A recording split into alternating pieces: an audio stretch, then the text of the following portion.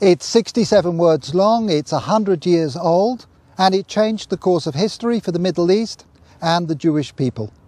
The Balfour Declaration, the expression of the British government's support for a Jewish home in Palestine, was sent by British Foreign Secretary Arthur Balfour to the second Lord Rothschild.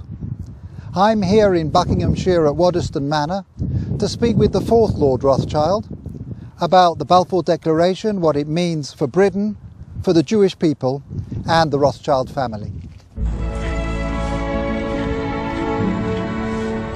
The Foreign Office, November the 2nd, 1917. Dear Lord Rothschild, I have much pleasure in conveying to you, on behalf of His Majesty's Government, the following declaration of sympathy with Jewish Zionist aspirations, which has been submitted to and approved by the Cabinet.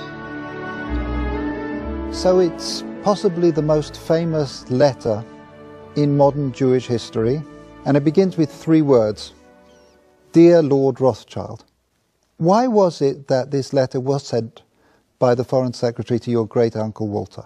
It's an interesting question because he was really interested in ornithology, although he became interested in Zionism. I think the reason was this, that it was primarily a movement from Eastern Europe, but they didn't clarify who was in charge of that movement. And in addition, it was, after all, in Great Britain. So they felt that the Rothschild family should be the one to whom it was addressed. And Walter was Lord Rothschild, and he was a Zionist. And those really are the background reasons. So Walter received the Balfour Declaration, and I have a copy here. And I wonder if I could possibly ask you to read it for us. Yes, indeed. Yeah. I'm going to put on my spectacles to make sure I read it accurately.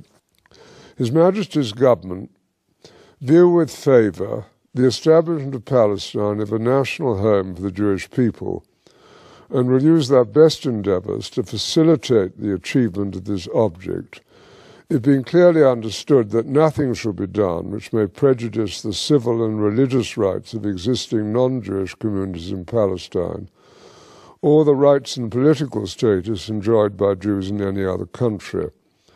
I should be grateful if you would bring this declaration to the knowledge of the Zionist Federation. Yours, Arthur Balfour.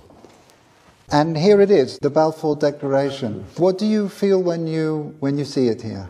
I genuinely feel it's one of the most extraordinary moments in the history of the Jewish people.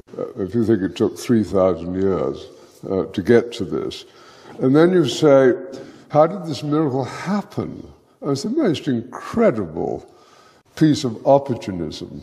And of course, the Rothschild family then as now filled 2 roles, because it wasn't just a leader of diaspora Jewry, it also played a very significant role in the early years of the establishment of the pioneer communities in Israel as well.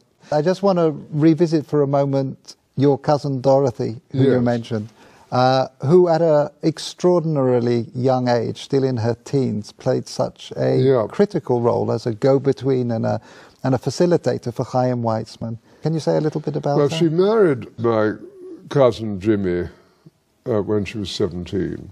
So this is your cousin Dorothy, Dolly. Yep, Mrs. James de Rothschild. And from her teenage years onwards, she was a major supporter of Israel, wasn't she? Major supporter. I mean, she worshipped her husband, who'd been deeply committed, son of Baron Edmore.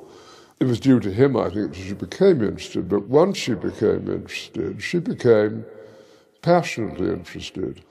After his death, she became even more committed. She just wanted to carry out his wishes and what he cared deeply about.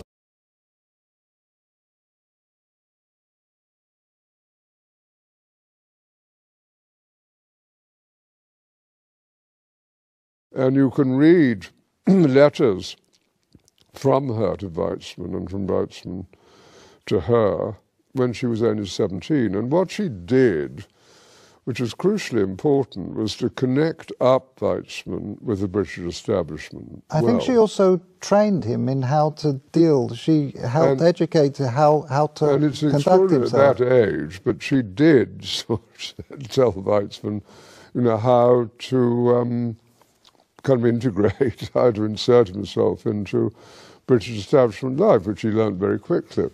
So I'm here in the Waddesdon Manor archives, where there is a treasure trove of remarkable documents from the time of the Balfour Declaration.